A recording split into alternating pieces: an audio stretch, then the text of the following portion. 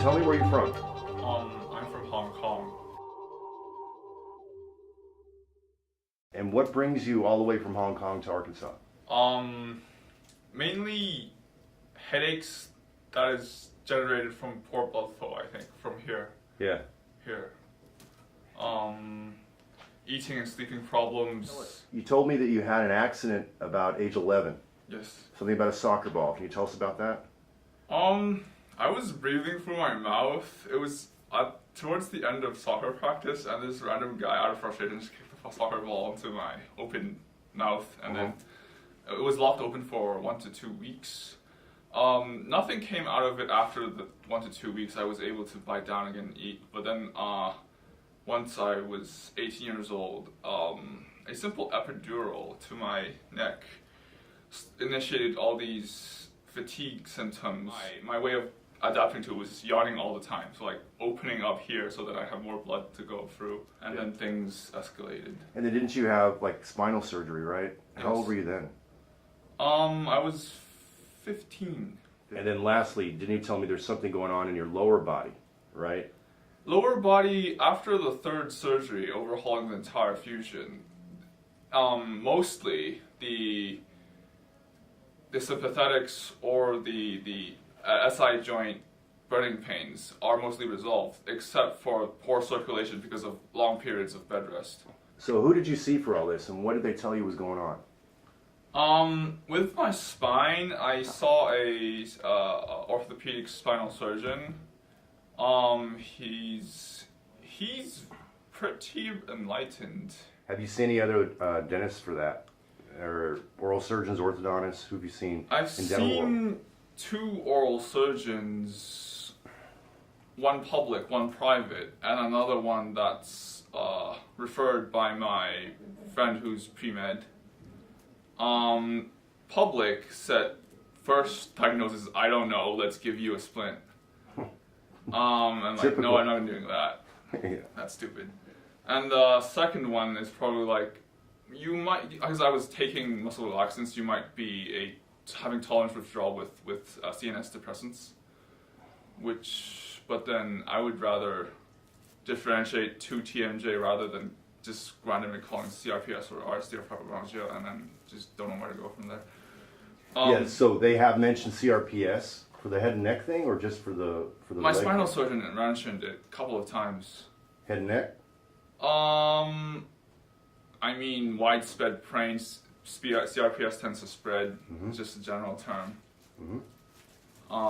Because in the States, most neurologists and pain anesthesiologist types will say that CRPS type 1 does not happen in the head and neck. I'm just interested in Hong Kong, so they're a little more open-minded. They can say it can happen. It's specifically that surgeon. Others, they don't even know what it is. I understood. I was lucky to meet a more open surgeon. Mm-hmm. I get it. Okay. Yesterday we ran you through the screening, the neural occlusion screening. What did you think of all that? The MRI, the CT, the EMG, the T-scan, JVA. It put things into measurable perspective. It gives empirical reasoning to things, and with that, I can better understand the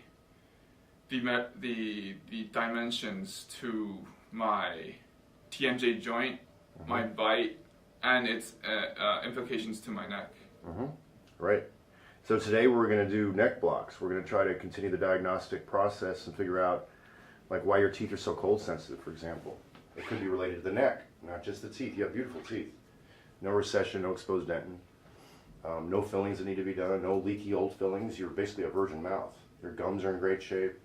So why are your teeth sensitive? What did your dentist tell you back home? That is perfect. There's no reason for them to be sensitive, or what did he say? You have other problems. There's no reason to call it TMJ or TMD. Good luck with that. That is a sign of TMD. The allodynia, the cold sensitivity. We have swish. So ice water, 0 to 10. Give me a swish for 5 seconds, please. Swish it around everywhere. How bad is it? Around a 6 or a 7. And is it localized everywhere, 6, 7, or more to the front, the back, I right, can left? control it to the front with opening my mouth and sort of Leaning forwards because you want to keep it off your back teeth. Yeah. So it's really bad in the back. It's like I drink with my gums and drink with my. Yeah, that's not funny, but yeah, I get you.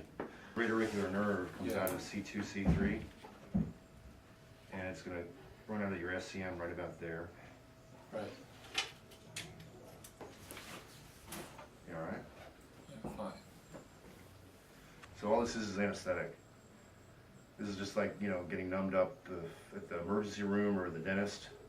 Okay, so it's been about 5 minutes. So your back teeth, left side in particular, yeah, swish it around. Don't be bashful. You were guarding last time. The back left teeth What about them? is not. I could hold it. I could have it in contact and switch through the left. Whereas 20 minutes ago, you didn't see this, but you saw it yesterday, though. It was killing you, right?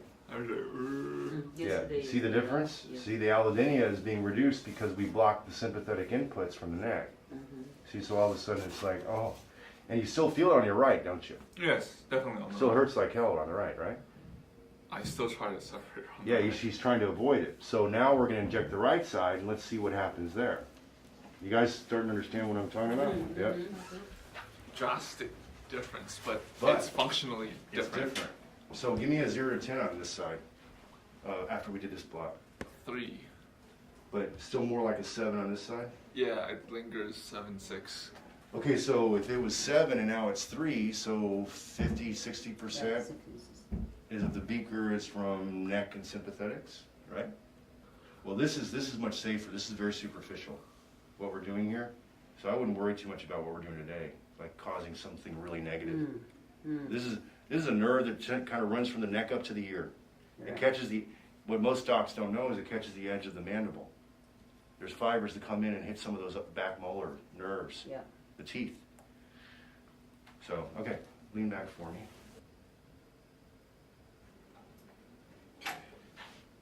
Big mosquito bite. You couldn't do that yesterday or this morning. Yeah, the back are fine. I can't do the front. Different nerve. That's transverse cervical nerve. It comes in from the neck. It'll innervate those lower front teeth. Posterior lower will be greater auricular, which is the ones that I just blocked. Yeah, so interesting. So 0 to 10 on your back. What's the number? The back was mostly physiologically 2 or 3. 2 or I could completely No big deal. contact and then go from in and out with the water.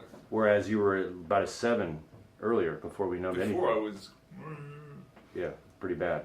So you had the neck blocks today. What did it teach you? TMJ to skull to see upper cervical system functionalities and its various interactions that sometimes upper cervical might affect the TMJ, thus then to the bite, or other way around, Even the bite teeth. TMJ, then upper cervical, Right. or sometimes it's a chain effect. That's right. It's all related. Multiple layers. So you've got multiple inputs.